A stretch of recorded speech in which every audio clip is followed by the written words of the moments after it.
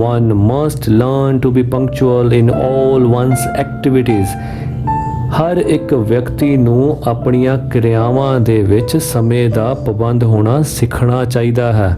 Those who are behind time, ਉਹ ਜੋ ਸਮੇਂ ਤੋਂ ਪਿੱਛੇ ਹਨ, lag behind in their life too, ਉਹ ਆਪਣੇ ਜੀਵਨ ਵਿੱਚ ਵੀ ਬਹੁਤ ਪਿੱਛੇ ਰਹਿ ਜਾਂਦੇ ਹਨ। An opportunity missed is an opportunity lost forever. ਇੱਕ ਖੁੰਝਿਆ ਹੋਇਆ ਮੌਕਾ ਸਦਾ ਲਈ ਖੁੰਝ ਜਾਂਦਾ ਹੈ। By being late ਹੋਣ ਦੇ ਨਾਲ you may miss an important train, ਤੁਸੀਂ ਹੋ ਸਕਦਾ ਹੈ ਕਿ ਇੱਕ ਮਹੱਤਵਪੂਰਨ ਰੇਲ ਗੱਡੀ ਮਿਸ ਕਰ ਦਿਓ। A crucial flight, ਇੱਕ ਬਹੁਤ ਹੀ ਜ਼ਰੂਰੀ ਉਡਾਨ ਐਰੋਪਲੇਨ ਦੀ, ਉਹ ਮਿਸ ਕਰ ਦਿਓ। A career making job, ਇਹੋ ਜਿਹੀ ਜੋਬ ਮਿਸ ਕਰ ਦਿਓ ਜਿਸ ਨੇ ਤੁਹਾਡਾ ਕਰੀਅਰ ਬਣਾਉਣਾ ਸੀ। ਔਰ an admission to an excellent course, ਇਹ ਹੋ ਸਕਦਾ ਹੈ ਤੁਸੀਂ ਕਿਸੇ ਬਹੁਤ ਵਧੀਆ ਕੋਰਸ ਦੇ ਵਿੱਚ ਐਡਮਿਸ਼ਨ ਮਿਸ ਕਰ ਦਿਓ। It is no use crying over spilt milk.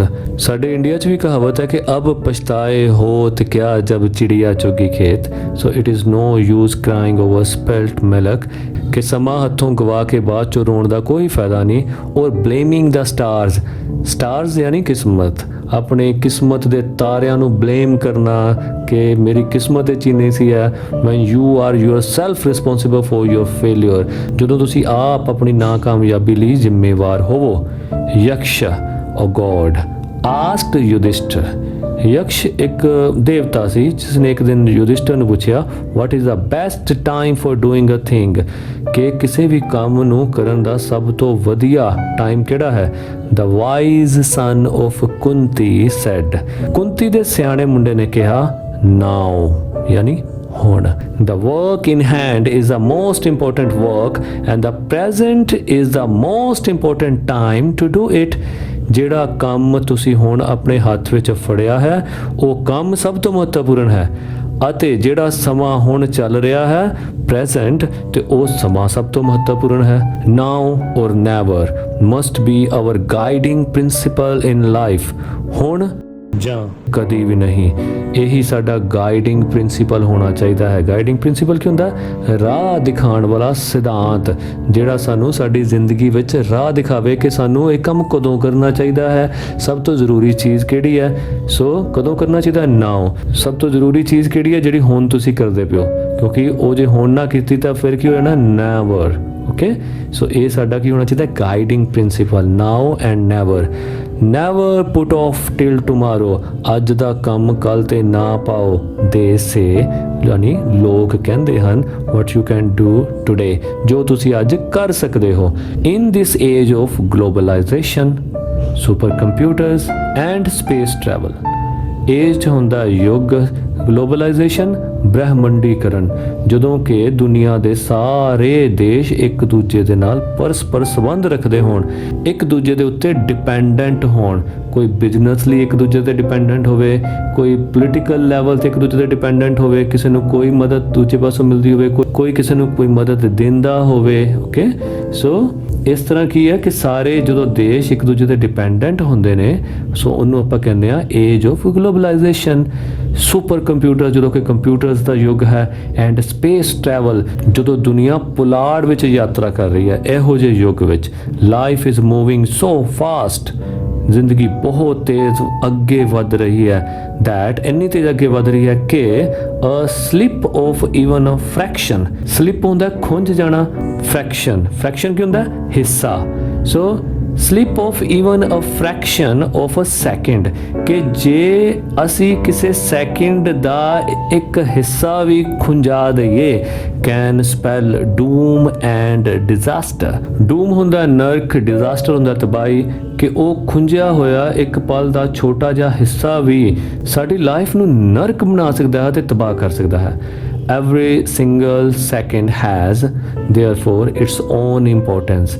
ਇਸ ਕਰਕੇ ਹਰ ਇੱਕ ਸੈਕਿੰਡ ਦੀ ਆਪਣੀ ਇੰਪੋਰਟੈਂਸ ਹੈ। that is why the concept of budgeting one's time is fast catching up। ਇਸ ਕਰਕੇ ਸਮੇਂ ਦੇ ਸਦ ਉਪਯੋਗ ਦਾ ਮੁੱਦਾ ਅੱਜ ਕੱਲ੍ਹ ਲੋਕਾਂ ਵਿੱਚ ਜ਼ਿਆਦਾ ਤੂਲ ਫੜ ਰਿਹਾ ਹੈ, ਯਾਨੀ ਲੋਕੀ ਜ਼ਿਆਦਾ ਧਿਆਨ ਦੇ ਰਹੇ ਹਨ। every moment of life is precious। ਹਰ ਪਲ ਜ਼ਿੰਦਗੀ ਦਾ ਕੀਮਤੀ ਹੈ। and any careless attitude ਹੁੰਦਾ ਕਿਸੇ ਕੰਮ ਪ੍ਰਤੀ ਤੁਹਾਡਾ ਨਜ਼ਰੀਆ। ਕੇਅਰਲੈਸ ਯਾਨੀ ਅਸਾਵਧਾਨੀ ਭਰਪੂਰ, ਯਾਨੀ ਜਿਹਦੇ ਵਿੱਚ ਆਪਾਂ ਸਾਵਧਾਨ ਨਾ ਹੋਈਏ। ਸੋ ਸਮੇਂ ਨੂੰ ਲੈ ਕੇ ਅਸਾਵਧਾਨੀ ਪੂਰਵਕ ਜਿਹੜਾ ਸਾਡਾ ਨਜ਼ਰੀਆ ਹੈ ਔਰ ਅਪਥੀ ਹੁੰਦਾ ਜਿਹਦੇ ਵੱਲ ਅਸੀਂ ਧਿਆਨ ਨਹੀਂ ਦਿੰਦੇ, ਨੈਗਲੈਕਟ ਕਰ ਦਿੰਦੇ ਆ ਜਿਹਨੂੰ। ਓਕੇ, ਸੋ ਔਰ apathy towards the importance of time, ਸਮੇਂ ਦੇ ਜਾਂ ਸਮੇਂ ਦੀ ਮਹੱਤਤਾ ਵੱਲ ਧਿਆਨ ਨਾ ਦੇਣਾ can prove highly detrimental to any society. ਇਹ ਰਵੱਈਆ ਕਿਸੇ ਵੀ ਸੋਸਾਇਟੀ ਲਈ ਬਹੁਤ ਹੀ ਜ਼ਿਆਦਾ ਹਾਨੀਕਾਰਕ ਸਿੱਧ ਹੋ ਸਕਦਾ ਹੈ। We can hope for a good tomorrow only. ਅਸੀਂ ਆਉਣ ਵਾਲੇ ਕੱਲ ਦੀ ਅੱਛੀ ਆਸ ਤਾਂ ਹੀ ਰੱਖ ਸਕਦੇ ਹਾਂ if we know the value of today, ਜੇ ਅਸੀਂ ਅੱਜ ਦੀ ਵੈਲਿਊ ਨੂੰ ਜਾਣਦੇ ਹਾਂ। We are duty bound to bequeath a happy and prosperous future to the coming generations। We are duty bound। ਅਸੀਂ ਕਰਤੱਵਬੱਧ ਹਾਂ, ਯਾਨੀ ਸਾਡੇ ਤੇ ਡਿਊਟੀ ਲੱਗੀ ਹੋਈ ਹੈ। to bequeath ਹੁੰਦਾ ਵਸੀਅਤ ਕਰਨ ਦੀ, ਕਿਸੇ ਦੇ ਨਾਮ ਕੋਈ ਚੀਜ਼ ਕਰਨ ਦੀ। ਜੋ ਚੀਜ਼ ਹੁਣ ਤੁਹਾਡੀ ਹੈ ਉਸ ਨੂੰ ਅੱਗੇ ਵਸੀਅਤ ਕਰਨ ਦੀ, ਉਹਦੇ ਵਾਰਿਸ ਤੱਕ। ਓਕੇ, ਦੁਬਾਰਾ ਦੇਖੋ, ਵੀ ਆਰ ਡਿਊਟੀ ਬਾਉਂਡ। ਅਸੀਂ ਕਰਤੱਵਬੱਧ ਹਾਂ ਇਸ ਨੂੰ ਅਗਲੇ ਵਾਰਿਸ ਤੱਕ ਪਹੁੰਚਾਉਣ ਦੇ। ਕਿਸ ਨੂੰ? ਅ ਹੈਪੀ ਐਂਡ ਪ੍ਰੋਸਪਰਸ ਫਿਊਚਰ, ਕਿ ਇੱਕ ਖੁਸ਼ਹਾਲ ਅਤੇ ਉન્નਤਸ਼ੀਲ ਭਵਿੱਖ ਨੂੰ ਕਿੰਨਾ ਤੱਕ ਪਹੁੰਚਾਉਣ ਲਈ?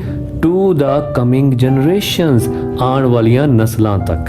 ਜੇ ਪੂਰੀ ਲਾਈਨ ਇੱਕ ਸਾਹ 'ਚ ਬੋਲਣੀ ਹੋਵੇ ਤਾਂ ਆਪਾਂ ਕਹਾਂਗੇ ਅਸੀਂ ਕਰਤੱਵਬੱਧ ਹਾਂ ਕਿ ਇਸ ਦੇ ਖੁਸ਼ਹਾਲ ਅਤੇ ਉન્નਤਸ਼ੀਲ ਆਉਣ ਵਾਲੇ ਭਵਿੱਖ ਨੂੰ ਇਸ ਦੇ ਵਾਰਿਸ ਜੋ ਕਿ ਆਉਣ ਵਾਲੀਆਂ ਜਨਰੇਸ਼ਨਸ ਹਨ ਉਹਨਾਂ ਤੱਕ ਪਹੁੰਚਾਉਣ ਦੇ। ਦਿਸ ਇਜ਼ ਪੋਸੀਬਲ ਓਨਲੀ, ਇਹ ਤਾਂ ਹੀ ਸੰਭਵ ਹੈ ਇਫ ਵੀ ਨੋ, ਜੇ ਅਸੀਂ ਜਾਣਦੇ ਹਾਂ the value of now in our lives today, ਜੇ ਅਸੀਂ ਆਪਣੀਆਂ ਜ਼ਿੰਦਗੀਆਂ ਵਿੱਚ ਹੁਣ ਦੀ ਮਹੱਤਤਾ।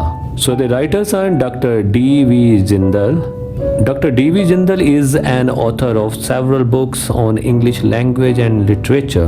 Dr. D.V. Jindal ਇੰਗਲਿਸ਼ ਭਾਸ਼ਾ ਅਤੇ ਸਾਹਿਤ ਦੀਆਂ ਅਨੇਕਾਂ ਕਿਤਾਬਾਂ ਦੇ ਲੇਖਕ ਹਨ।